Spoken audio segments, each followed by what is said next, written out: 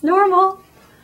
Right, what would you describe me as, even though you don't know? Well, I mean, know you as an extrovert, so I'm just I don't curious. mean, is this that? I feel like I look around in LA and there's some women or other personalities that are so much more extroverted and they're trying to bring attention to themselves. Like, this is really natural. Yeah, I guess I am an extrovert. I love meeting people. Right. I love new experiences and so going you get out. more energy from meeting people than like... Yeah, and that's why I love what I do instead of just acting. And you're, you know, even though acting, you're constantly meeting people, but you're reading off a script.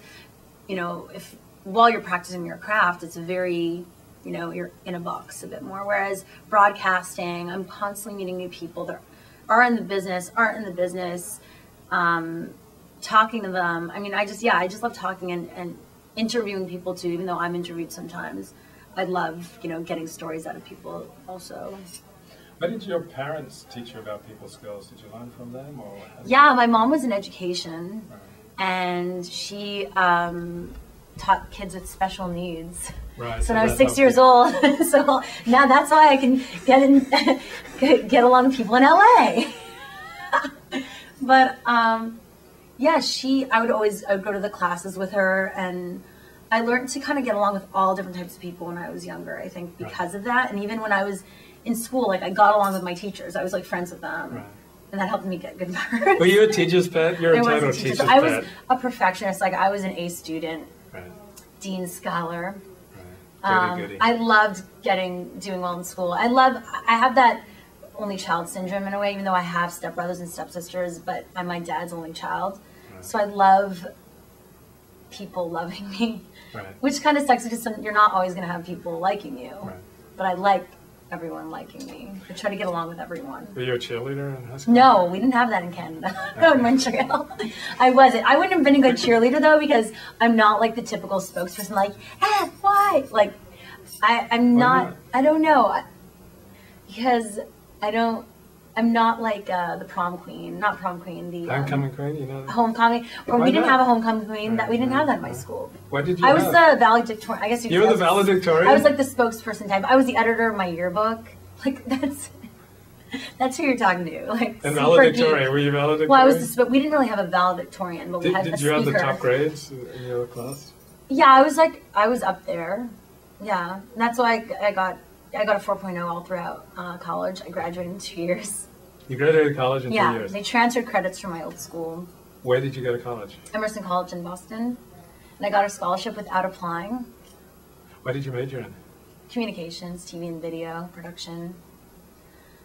That's when, actually, I wish I'd done a minor in broadcast, but I ended up graduating so quickly, I didn't really have time to minor in anything. How old were you when you graduated?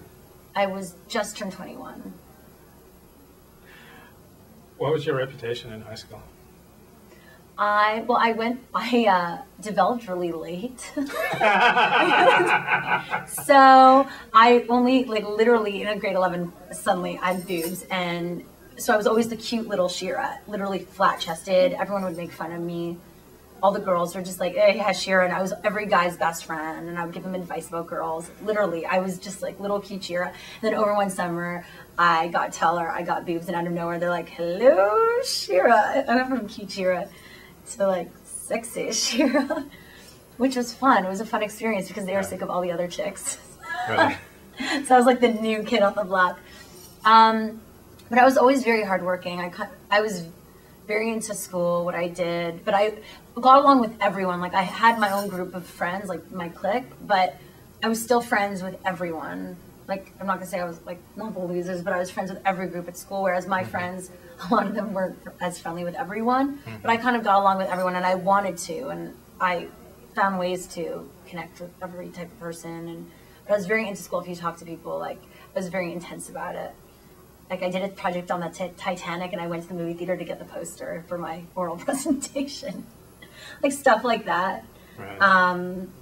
And I went to, like, science fair. I went to, like, the regional science fair with my project. And so I was very into what I did. Everyone, I think, that's why I think people aren't surprised that I kind of have come some way, even though this is the beginning of my journey. Because I was always very just hardworking and intensely into what I did from the beginning. What are you best at? I think my work. I don't know, getting the best out of people. working in a team. I love working in a team. It sounds like a job interview. What am I best at? I don't know. Being myself, and that's what I do for my work. To be honest, I don't know. Being with people, making TV magic. Hopefully revolutionizing the world of TV and the internet. Revolutionizing it. Revolutionizing. How are you revolutionizing it? I'm going to revolutionize it because I think a lot of people these days are just either the online world and being like, I'm the online host or blogger, this or that, and then some people are just really into the old school traditional broadcast TV world, and I think I have a foot in both, and that's really important because I don't think it's about one or the other, it's about merging both of them. And I just love what I do. I would be depressed if I wasn't doing this. It's part of who I am. Which part of what do you enjoy the most?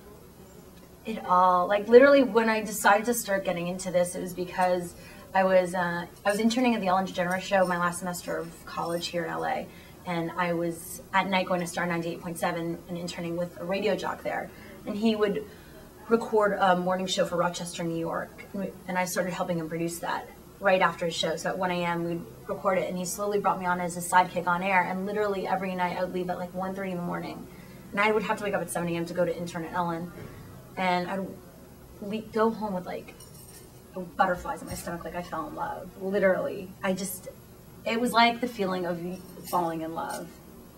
Like the stars aligned. And I was like, oh my God, this is so much fun. I love this. And I think I can't pinpoint a specific thing of like, what is it about what I do that I love? I love like every aspect of it. I love, being in the field and shooting and, having an idea and brainstorming with people, like what the best plan of action would be. I love seeing it, come to fruition and on air. That's exciting. And kind of the buzz, the excitement it's the excitement also everyone else gets from it. That's fun. And when people, even though I'm not literally, I'm like, no one really knows me. But like even a little bit, like someone's like, oh, I saw your show, that's awesome. Or, I love food and I go to your site and I can find out cool places to go. I'm like, that's cool. You're really connecting with people. And I think about, why I like what I do is I want to connect with people on like the biggest scale I can. I think that's through what I do. This is an intense interview. You're like, wow, I didn't realize. No, I'm thinking about you.